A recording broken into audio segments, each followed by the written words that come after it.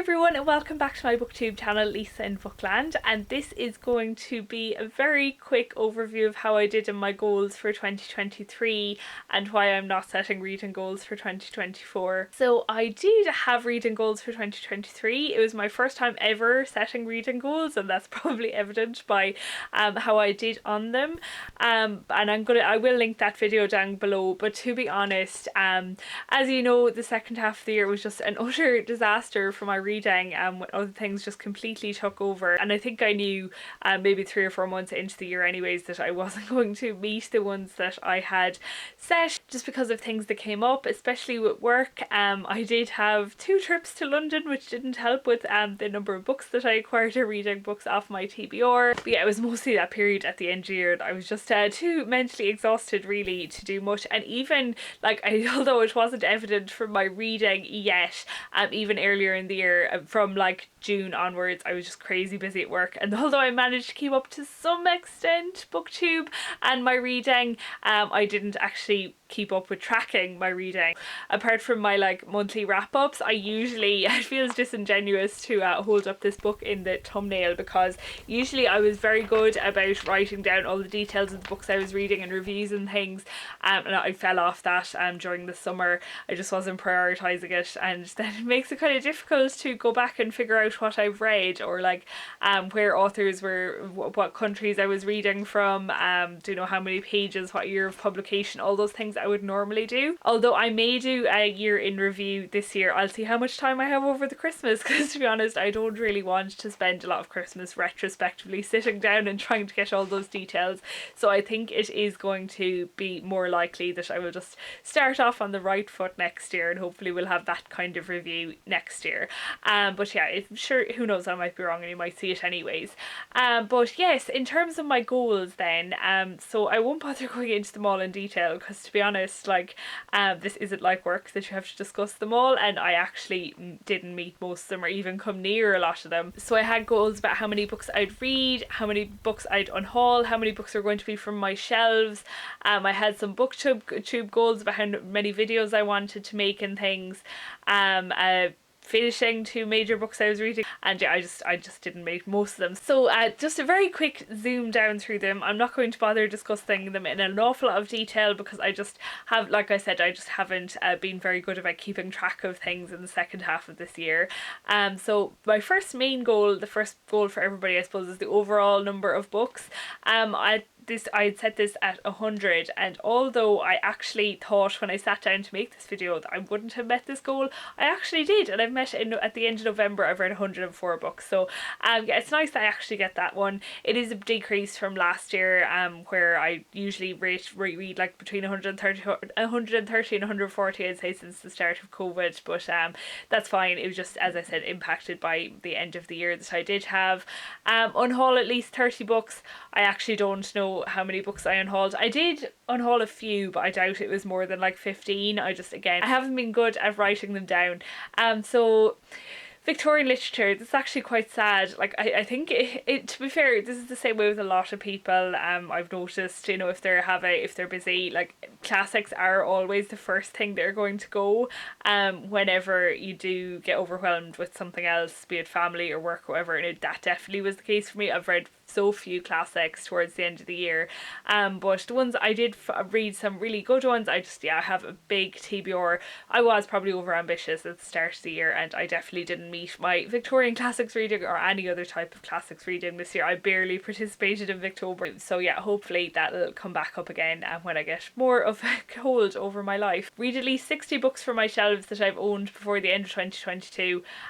Yeah, I don't know how many I read from my shelves, but it was nowhere near 60. Number 5, maintain a list of books that I buy in 2023 and read them all within the year. No. That did not happen. I think I wrote down a good few of them, not all. I definitely didn't read them all within the year. I do need to get a hold of my book buying, I have to say. It just has to happen. So yeah, I've thought about this before, and I actually, although I've not set any official goal for myself yet, I actually have curtailed it a lot. And it's more of a mindset thing, really. I always say, I think I actually got really bad during COVID, because I now work mostly from home. Even when I go into the office, I work in an industrial estate. I'm not anywhere near a bookshop. I very rarely go into town. I wouldn't just be passing bookshops every day like everybody else, and especially during COVID when I never went into bookshops, and I don't really buy a lot online either. Now I think I have that scarcity mindset that a lot of people have. I don't know why I'm doing that. I have that scarcity mindset that a lot of people had got during COVID, that when you see books you're like, oh my god, I'll never be able to get these again. Like, I don't know why that is. I'm just, it's amazing. I have managed to condition myself out of that a little bit, and hopefully that will continue on to next year. There are still some books that I'll definitely want to buy straight away, and I am expecting at least one book for Christmas, but I have managed to cut it down a lot, and I'm really happy with that. So this is actually the one other only goal that I met, and that was to read at least one book by an Irish author every month. Another important goal for me, and I'm delighted that I managed to meet that, even if it was only the one. Some months I obviously read more than one, but yeah, I definitely want to continue my Irish reading and even scale it up. So yeah, delighted that I managed that one. Finished Don Quixote and Ulysses. We won't even talk about that. I think I read maybe 2 chapters of Don Quixote all year, and I didn't read any of Ulysses, although it's here on my bedside table looking at me. Again, it just wasn't a priority. The minute I got busy, I just left it down. Reread at least 10 books. Oh, I forgot I did actually meet this one as well. I love rereading. I'm a big rereader, and I actually reread 14, and it feels like I hardly reread anything this year, but I obviously did. Quicker comment replies, no, complete failure. I love comments, and I love getting them, and I love replying to them, but I can't even explain how mentally exhausted I was for the second half of the year. I spent all day writing emails to people and talking to people, and sometimes I'd just be like, I can't even talk to people. I can't do it, even if it's about nice things. And number 10, create 50 videos in 2023. No, again. Complete failure. So yeah, not a good year for the goals. And I guess goals don't really work a lot for me, I think. Like, I guess that's an easy thing to say, but even in work we have to set goals, and I never think about them. Like, I just do my best all the time. I don't really measure myself against goals. So I can see why they might be useful. I just think I need to go back, especially because like I just need to read a lot of books that are on my shelves basically, but I don't know what kind of goal to make around that. So I'm just going to do what I do with everything else and just turn up and try to fumble through it. To be honest, like I have more important goals for next year than reading goals. My major goal for next year is, like, hopefully this time next year I won't be sitting on my floor in front of these bookshelves, and I will have my own house, or at least like most of my own house. Even if I'm not moved in, hopefully there will be a structure there. And also I've had some back problems, so just because I do not do any exercise. My holidays always remind me, oh my god, I need to get out. I need to start moving and doing things before I run into serious issues at the grand old age of 30. So yeah, I have more important goals to set really than reading. Although reading is very important to me, I have to keep it as an enjoyment thing and not a goal-based thing, because God knows we have enough of that kind of thing in other areas of life. So a very vague overview, seeing as I don't have any goals, of my plans for 2023. So I do want, as I say, read books off my shelves. Like I said, I'm hoping to be in my house next year, or near to being in my house. A part of that will be moving all these books down my spiral staircase or else out my window. It is a kind of constant joke in my family about how we will get all of these books to my new house, which luckily for me is only like 2 minutes walk up the road, but it will probably involve a tractor, so that will, like, there will be probably a good culling of books during that. Culling, like, that sounds harsh, but bringing them to the charity shop, decluttering, whatever you like to think about it. So yeah, that's my main reading goal really. I want to keep reading Irish books. I want to read a few more classics. I do, in terms of booktube then, hopefully I'll get back to being more consistent, because I do love love making these videos when I have the time for it. Even just I filmed 2 videos today, and even if there's nobody listening, I don't know, I just enjoy I enjoy talking about books to the camera.